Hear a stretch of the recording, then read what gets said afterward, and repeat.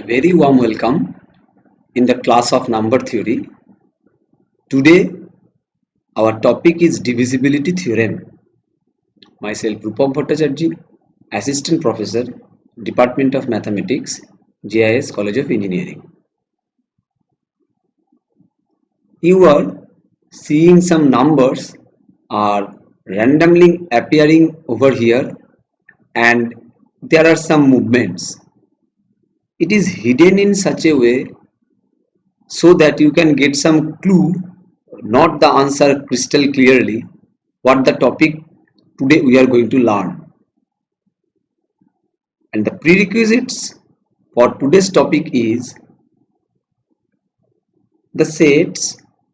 We know that whenever we are talking about anything related to number theory, up to our standard, we are always talking about the set of integers.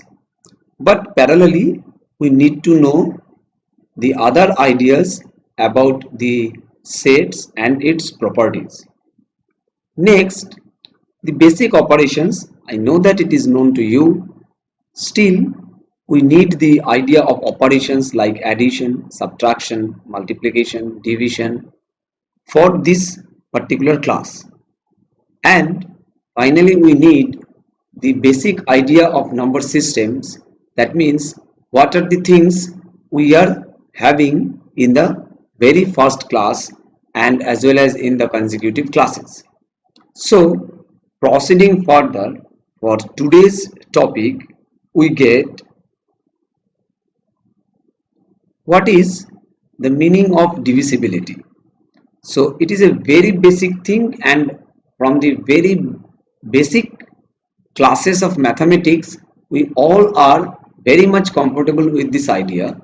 This idea gives us the information is that if a and b are integers, a divides b if there is an integer c such that ac is equal to b. So what is given? There are two integers a and b. We can call that a will divide b if there is an integer c such that ac equal to b holds. The notation a divides b, that means when we are writing this in this form we have to utter it in this manner that a divides b. So for basic examples you can take that 3 divides 6. Since this follows this definition that 3 into 2 is equal to 6, means you are getting 3 as a, 6 as b, and you are getting c as 2, that you are getting another integer for which this relationship holds good. Similarly, you can take the example for this minus 2 and 10, because minus 2 into minus 5 is equal to 10. And similarly for this one is a basic thing, that is 3471 divides 0, because we know that every number divides 0. Reason is 3471 into 0 is equal to 0. So we get one c over here such that we get a into c is equal to b. Okay, now there is a question. By this definition 0 will divide 0, because we can get 0. Suppose for example into 42 is equal to 0. It is a true thing. You can match it with this. Then a divides b means 0 divides 0. So does this violate the rule that you can't divide by 0? We know that we are always talking about that we can't divide it by 0. But this particular definition and this example gives you the idea. Then what is the problem in claiming that 0 divides 0? The problem in this claim is that one very important point called multiplicative inverse, means if you have a and if you have b, if their product is 1, then you can call A is the multiplicative inverse of B and vice versa, and sometimes we are denoting it as A inverse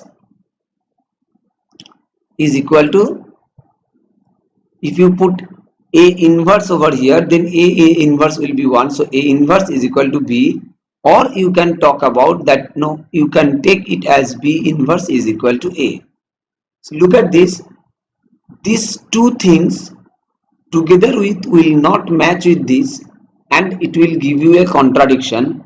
Look at this, if 0 have a multiplicative inverse, suppose we are denoting it by 0 inverse, it is the notation, then we can write according to this formula 0 0 inverse, if it exists then it will be equal to 1, because it is the formula for multiplicative inverse. And parallelly we can think about that 0 by another multiplied by 0 gives 0, so we can write it also 0 into 0 inverse. What we are talking about now, we are concentrating on the multiplication by 0, as multiplication by 0 always gives 0, so it will be this. Now together with, we are, if we are equating or if we are comparing the left hand side, 0 0 inverse will match, and it will give you this particular line that 0 is equal to 1, but it is a complete contradiction. That is why we can say that what we have assumed is wrong, so 0 inverse does not exist, so 0 inverse is undefined. That is why we can't divide by 0, we can't divide by 0. Okay, so now proceeding further, what we are getting, there are some very basic propositions and their proofs. Look at this, these proofs are of single line but tremendously logical. First proposition is every number divides 0. What is the proof of this? As we are talking about integers, we are taking A from the set of integers Z. Then we can write A dot 0 equal to 0 for all A. So A divides 0 because you are also following the same thing, that AB is AC, AB equal to C. You can take, in the last example it is given that AC equal to B, whatever you want, but if AC equal to B, then A divides B. So in this form you can take it as AC is equal to B, so A divides B. This is true for all A in the set of integers, so A divides 0. So every number divides 0. These 2 or 3 two-liners with 2 words basically are sufficient to prove these claims. Similarly, we can think about the next one, that is 1 divides everything, and as well as -1 also. So how to prove it? Look at this. We can take the case of 1, and we can take for any element from the set of integers, we can write 1 into A is equal to A. So if 1 into A is equal to A, according to this structure, from this we can conclude that this 1 divides A, where A is taken arbitrarily from the set of integers. So we can claim that 1 divides everything. Similarly, -1 also. Now the third claim, basically these 3 claims are known to us from our class 2 or class 4 maybe, I don't know, I don't recall. But look at this, the proofs you are learning in your adulthood, when you are almost 18 or 19 years of age. So this is the beauty of the thing, that what you know for the last 15 years, you are now proving that why your knowledge is consistent. So let us come for the third proposition, that is every number is divisible by itself. So how we are going to prove it? We are taking n from Z, and we also can write n into 1 is equal to n. So if you write n into 1 is equal to n, According to the same rule of division, look at this, then we can claim n divides n. Likewise, we have claimed it 1 divides a. So our job is done. So these are the three liners for the three propositions proofs. So proceeding further, what we are getting a problem when the problem tells us that we have to prove that if x is an even number, then x square plus 2x plus 4 is divisible by 4. Before proving it, you can take some examples for verification. So what are the examples you can take?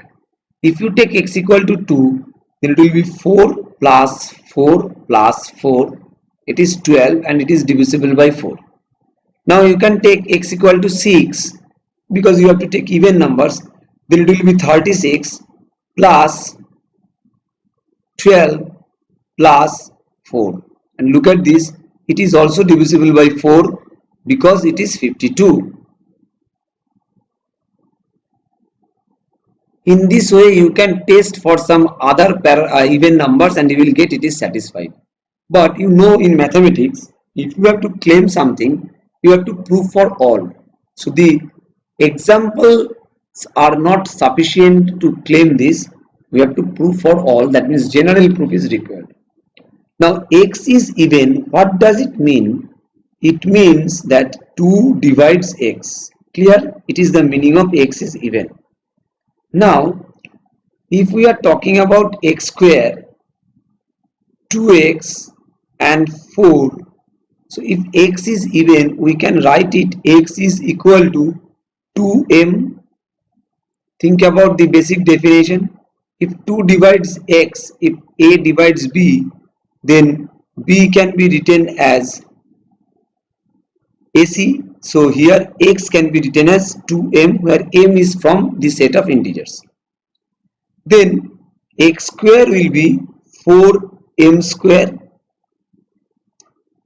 2x will be 4m, and this 4 will remain as 4.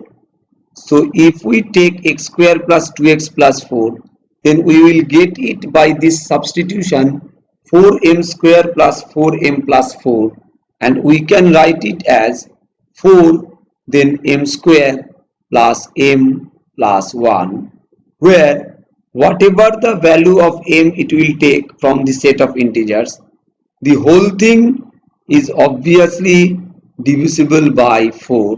So we can claim that if x is even, then x square plus 2x plus 4 is divisible by 4. So if it is clear, we are not proceeding further for the next problems.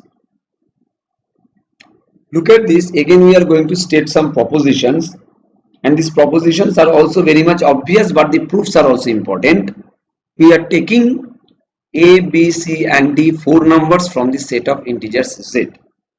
So the first claim is, if a divides b and b divides c, then a divides c. So 2 divides 4, 4 divides 16, so 2 divides 16, we know that, but we have to prove it. So look at this, how to prove. So we are assuming that a divides b, it is given, and b divides c. So from this, what we can write, that there are numbers d and e such that b is equal to ad, as well as c is equal to be, where d and e are in the set of integers. So if we need to prove that a divides c, actually we have to write c is equal to something into a. So look at this. What we are doing, we are substituting the first equation into the second. First equation means this one. We are putting it in the second equation, means this one. So what we get, AD equal to B, we are putting it here. So AD, then B is already substituted, then E is equal to C. Look at this, our requirement is C is equal to something into A. Already we got C is equal to something, that is D into E into A. So we can write that as A into D into E, that means equal to C. This implies A it divides C. These are the two liners proof of the first proposition. Next we are coming for the second proposition, and the second proposition tells us that if A divides B and A divides C, then for M and N in Z we get A divides MB plus NC. So what is the proof of this one? All the proofs are almost of same type. You have to use the logical part of this claim that A divides B and A divides C means AD is equal to B and AE is equal to C, and our job is to prove that MB plus NC is divisible by A. So I have written MB plus NC, and in place of MB, using this, it is MAD, and in place of NC it is NAE. Now if we take A common, as A is present in both the terms, we will get A into MD plus NE, and it is nothing but a form of A into something. So obviously we can claim that A will divide this MB plus NC according to this structure of divisibility. Now the next one, that is if A divides B and C divides D, then AC divides BD. You can check it. 2 divides 4 and 3 divides 6. So 2 into 3 6 will divide 6 into 4 24. So how to prove it? The proof is something like that. A divides B means AE is equal to B for some E, and C divides D means CF is equal to D for some F. So what we get when we are trying to find out the case for BD, we are writing BD and then we are substituting B from this and we are substituting D from this, and we get this one. Look at this, BD is now expressed by AC into something. That thing is in the set of integers. So we can claim that AC will divide BD, what is actually our desire. So we get AC is equal to BD is satisfied. Okay. So ultimately the proposition B is having another name. Proposition B is called actually linear combination of B and C.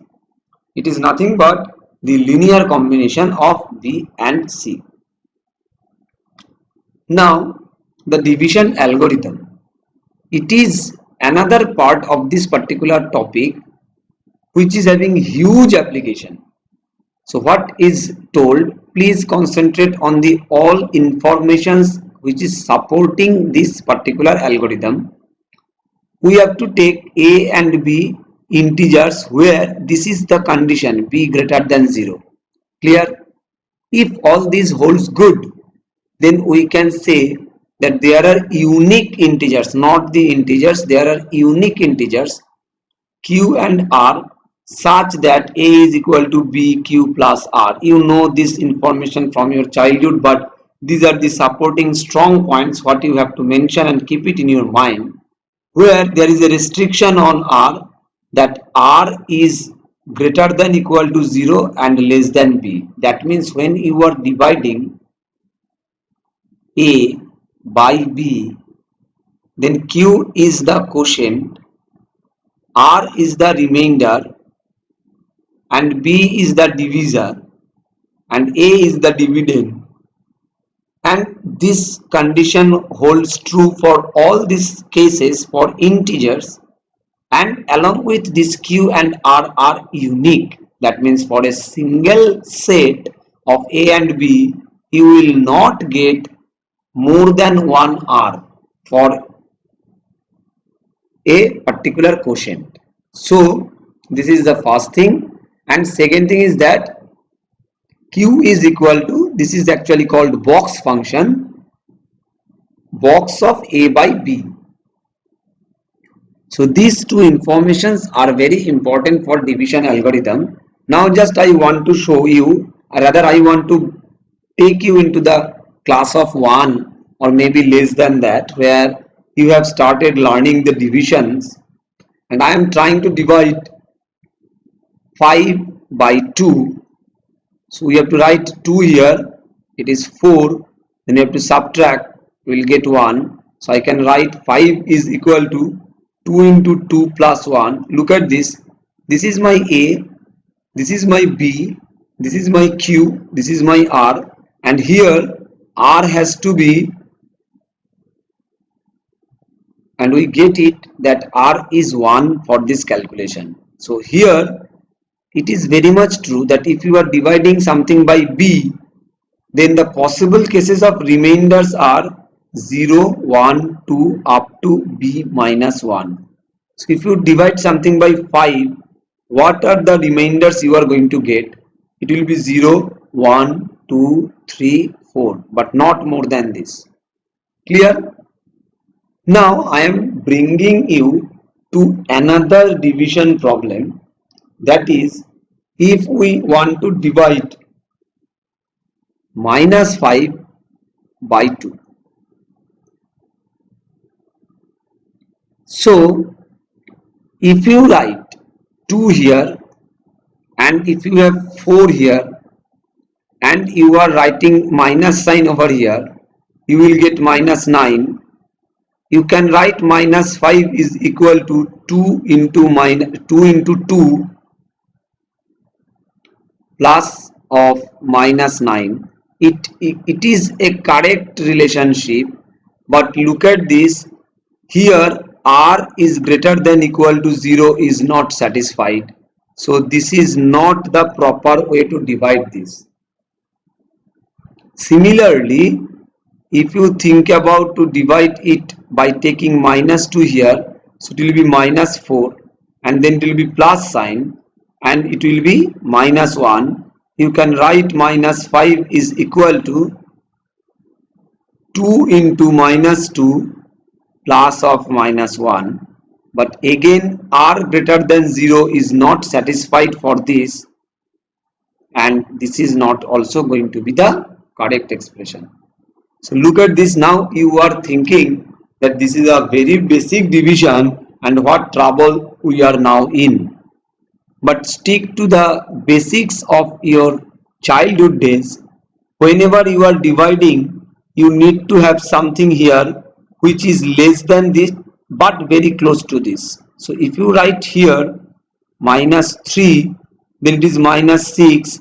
Look at this in the number line, minus 6, minus 5 and dot dot dot 0. So minus 6 is actually less than or equal to, this is the relationship over here in the number line. So minus 6 is less than minus 5. Now you are trying to write the plus sign and you will get 1 over here, and you can write minus 5 is equal to 2 into minus 3 plus 1.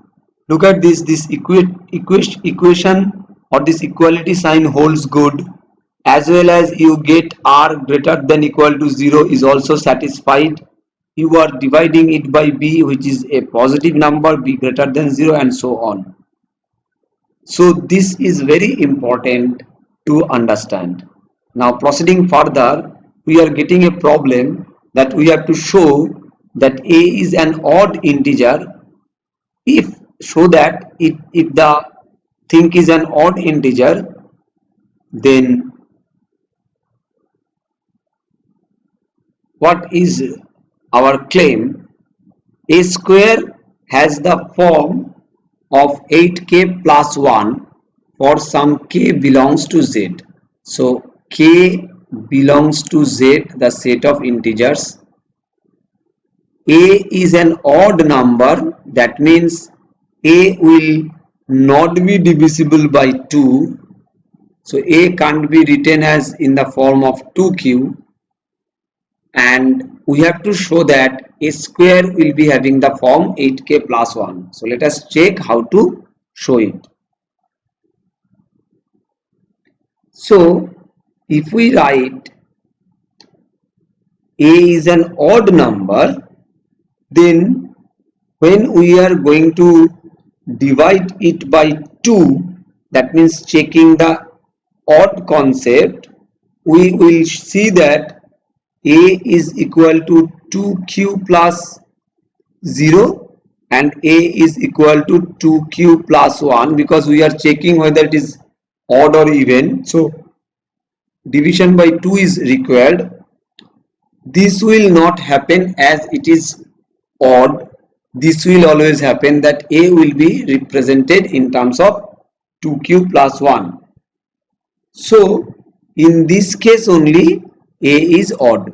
Okay, in this case only a is odd. Now our target is to check a square. So from this pattern, if we take a square, we can write it is 4q square plus 4q plus 1. Clear? Now what is the restriction on q? Q is coming from z also, because q can be taken from any integer. So we can write it as 4 into q square plus q plus 1. Now q may be of two types. Q may be of two types. One is odd, another one is even. So if we take q is odd, then what is the case we are checking? Q square will also be odd.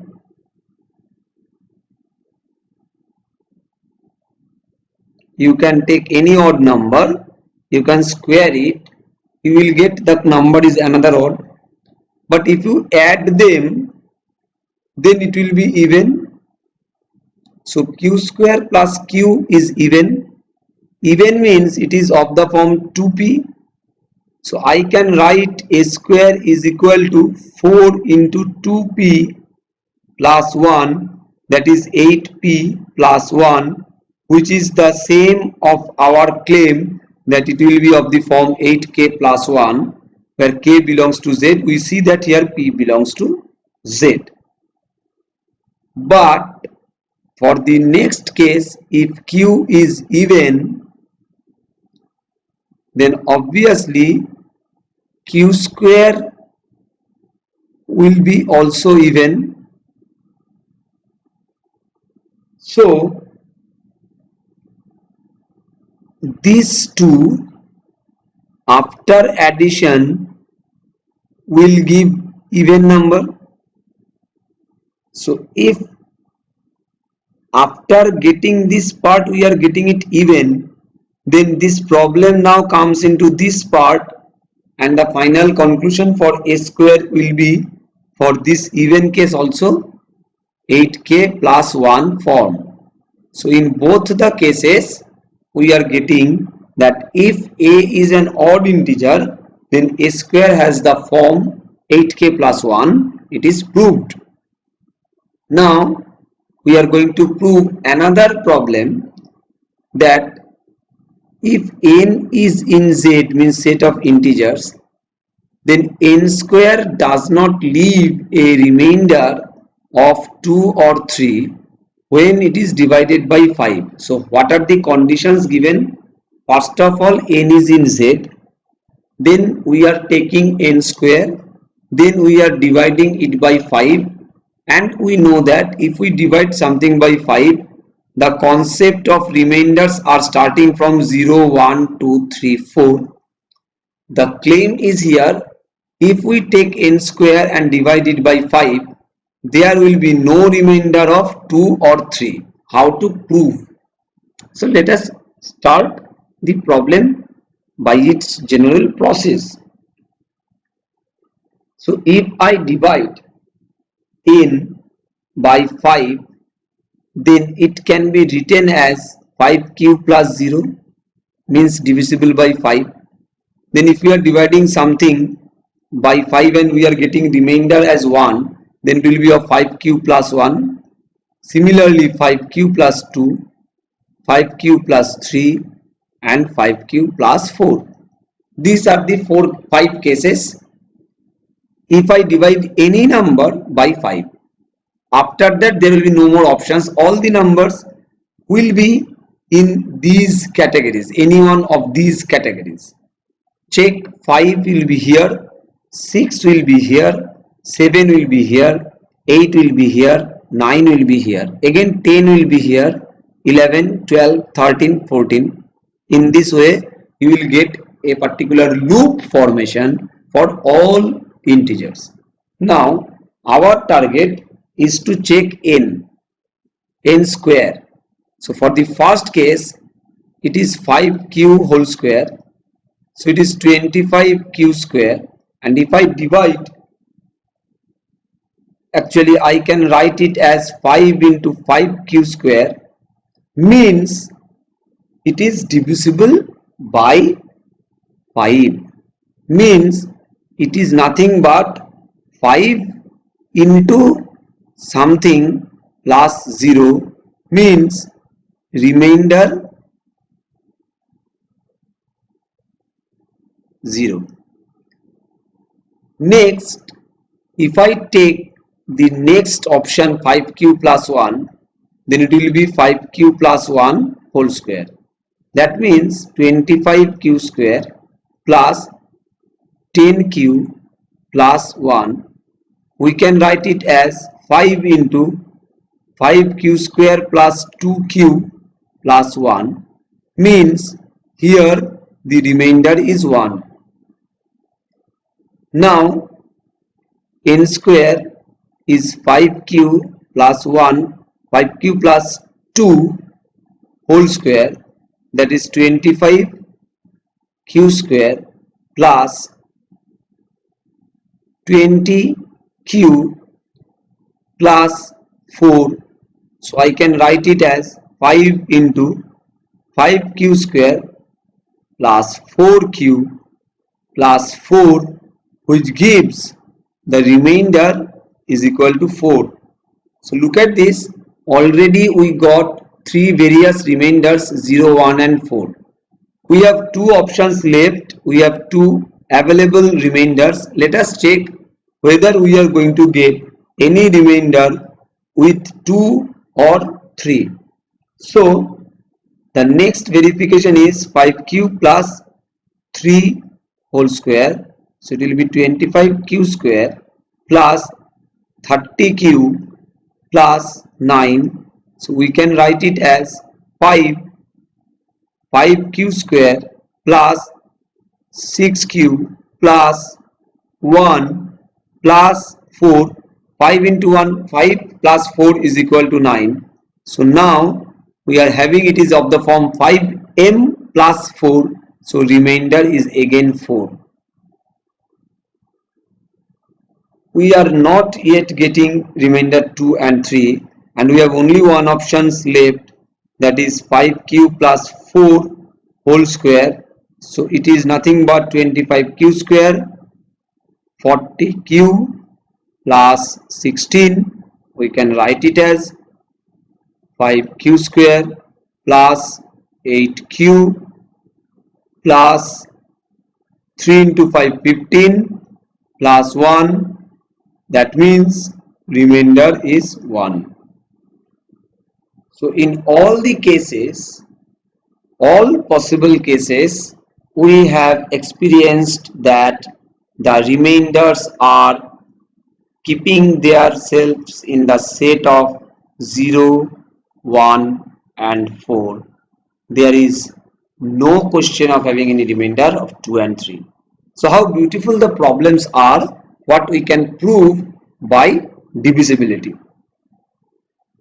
Now I am going to give you a very basic idea of 2 functions. One is called floor function, another one is called ceiling function. So look at this. This is the diagram of floor function. Try to understand. If you are taking 0, it will be 0. But if you are going here, if you are going here, if you are going here, up to 1 but not 1, in every time you are getting the value in this particular position. That means when you are taking this, it is also in this position. When you are thinking about this, it is also in this position. When you are thinking about this, it is also in this position, and so on. So what you are getting, that floor function is the function that takes the input in real. This is the notation of floor function. If you take as input a real number x, gives the output as the greatest integer less than or equal to x. So if you take 0.5, then what is the greatest integer close to this but less than this? So if you take 1, it is more than that. If you take 0, it is less than that. If you take -1, then also it is less than that. But among these two, which one is greatest? 0. So for 0.5, you are going to get the value 0. For 0.6, you are going to get the value 0. For 0.7, you are going to get the value 0. But if you take 1, then you will get 1. So look at this. It is nothing but the concept of our room, that if you are in this particular position, this is your floor. If you are in this particular position, this is your floor. But if you are here, this is your floor. But now if you are here, this is your floor, not this one. And the vice versa technique is for the ceiling function, and the notation is something like that, this one.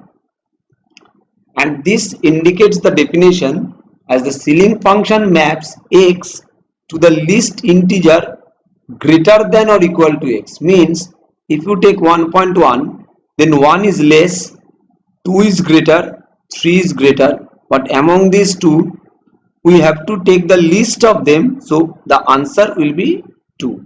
So this is the ceiling function. These two are very important functions like Bach function concept. So it is also required to understand these two functions for also some problems of divisibility. Now we are going for the next discussion, and it is almost the closure of this class. This is the assignment for this particular class. It is like that in other classes we are giving problems to solve. Today I am giving the problems here, which are very famous problems in number theory. Your job is to search the relevant literatures and the recent progress on those topics. The topics are Fermat's last theorem. This tells us that do there exist positive integers x, y and z such that x to the power n plus y to the power n is equal to z to the power n for some integer n greater than 2, because if it is n equal to 2, we know that it exists. Similarly, what is the matter of Goldbach conjecture? You have to just think for that, and then you have to go for the twin prime conjecture. That means, are there infinitely many primes p such that p plus 2 is also a prime? Because this is a very fundamental question, because you can take 3 and 5, you can take 11 and 13. So they are twin primes, but how many twin primes are there in this world? Is it finite or it is infinitely many? This is the twin prime conjecture. And finally, primality testing means if you have a number and you have tested it, it is prime, then what is the efficient way to determine whether n is prime? Clear? You can just think about the definition of a prime number, but is it the sufficient one? Is it the efficient one? So these are the things for your assignment for today's class. So let us take these references what I have used for preparing this material, and I am now thanking you all for your patience, and I am also showing you a very beautiful pattern of numbers. So happy listening, happy learning.